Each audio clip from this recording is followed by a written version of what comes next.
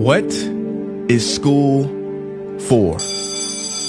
Feel free to call me slow, but I spent 16 years going to school, and I still don't know. When I finished, I didn't know how to do my own taxes, purchase a home, or apply for a loan. I didn't know a thing about investments, building credit, or getting a job. I graduated at the top of my class, and what did I have? This fancy diploma to sit at home with my mom.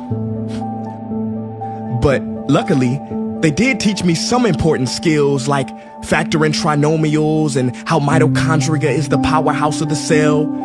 I'm so happy I remember the Pythagorean theorem, because it helped me a lot. Okay, I'm lying. Let me stop. Because all the stuff they taught me, truthfully, I forgot. Mom, remember when you would ask me, what did you learn in school today? And I would say, nothing much. I wasn't being modest. The truth about it, Mom, is I had already forgotten.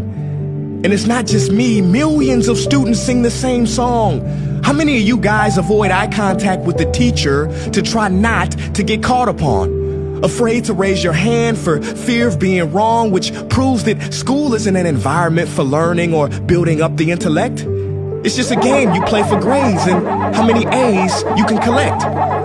But I guess what do you expect when the most commonly asked question in class is this gonna be on the test? Is this gonna be on the test? See, if school put learning instead of testing and memorizing as the top standard, then the letter F would not stand for failure. It would stand for find another answer.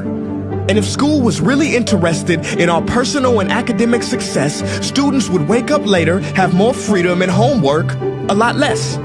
And that's not my opinion. This conclusion has been scientifically tested and proven. And any teacher that doesn't believe me, feel free to check my works cited page to inspect. Oh, and I did it in MLA format because I know that's all you will accept. See, students would get more benefit from an extra hour of sleep than putting them through the torture of an extra essay, reading 150 pages, doing problems 1 through 60 on the worksheet, and having 3 projects due by the end of the week. Not only is it pointless pain, but it's also dim-witted, because we get so much work, but they don't teach the time management skills to deal with it. See, in school, we are controlled by bells. We have to learn in rooms with the feng shui of a prison cell. We have to ask permission to relieve bodily functions, but not before the teacher asks a million questions like, why didn't you go before class? I'm sorry, my bladder is kind of on its own schedule and it's not always timely. See, teachers always say, use your time wisely. But that never made sense to me. Because these 6 cruel hours of our lives we call school might literally be the worst use of time management ever in history. Think about it. The traditional teaching method is foolish. No, it's useless, multiplied by the square root of stupid. What they do is they cram information in your head, force feeding you, and then you throw it up on the test. That's not education. That's bulimia. And the more bulimic you are, the better you will do on their assessments. So it's no wonder why so many students graduate mentally and emotionally anorexic. See, school teaches you how to memorize dots. True education should teach you how to connect them. True education teaches you how to catch a fish. School teaches you, yeah, you caught the fish, but you didn't show your work, so it doesn't count. Throw it back. I'm just asking, what is school for? It's not education. That's just not true. If you still think that, you might be sniffing glue. See, the word education comes from the Latin root educe, meaning bring out, i.e. bring the gifts out of a person and make them viable. But school doesn't bring out much. It just stuffs more facts inside of you. Now, some of that stuff is justifiable. We need reading, writing, and some arithmetic. That's fair. But are you telling me metamorphic and igneous rocks are more important than self-care? If suicide is the 3rd leading cause of death of ages 10 to 24, and Harvard studies suggest the biggest predictor for success is self-control and emotional health, then why the heck aren't we taught how to handle stress, bullies, or rejection? How about anxiety or depression? You know, skills we need for our entire lives. Bro, I don't even know how to cook. I'm honestly surprised I'm still alive.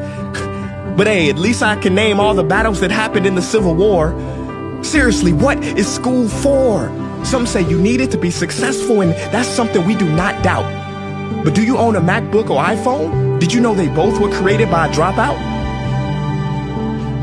Are you watching this video on Facebook or YouTube? Doesn't matter which you choose. They both were created by dropouts. Ever use Snapchat, WhatsApp, shopped at Whole Foods? Well, thank a dropout. Does your home furniture come from IKEA? Okay, don't get the wrong idea. He was not a dropout. Don't be a fool. I mean, how could he drop out?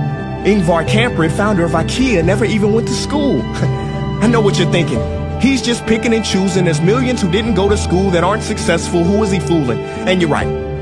But open your history books and start perusing. You'll find the very people we idolize in school never really had formal and/or secondary schooling.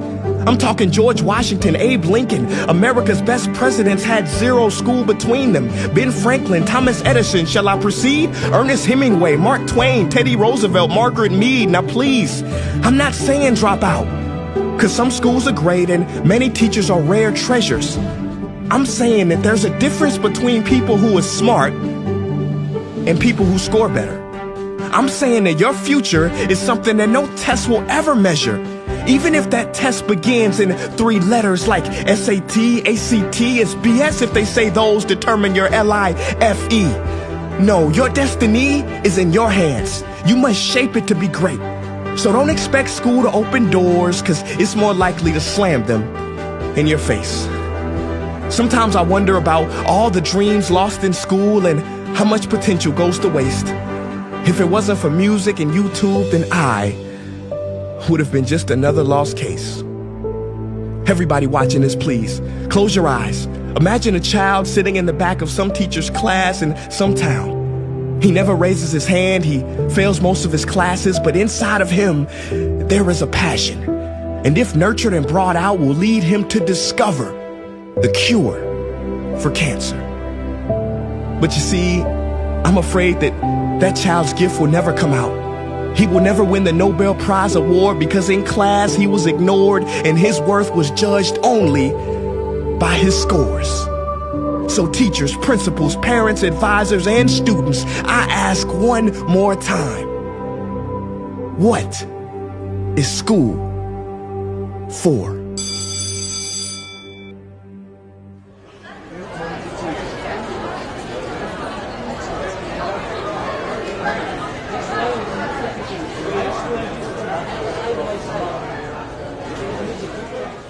Hey guys, what's up? My name is Prince EA, and I want to thank you for watching that video. And now I just have one question left.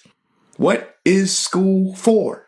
Don't you think it's time that we answer this question together? If you are a teacher, a parent, or a student, I urge you to check out the Innovation Playlist. What is the playlist? It is a program that any school can try for free. It's based on the best practices from educators around the world, and through its small steps, it can lead to big changes in your school. Go to innovationplaylist.org to learn more.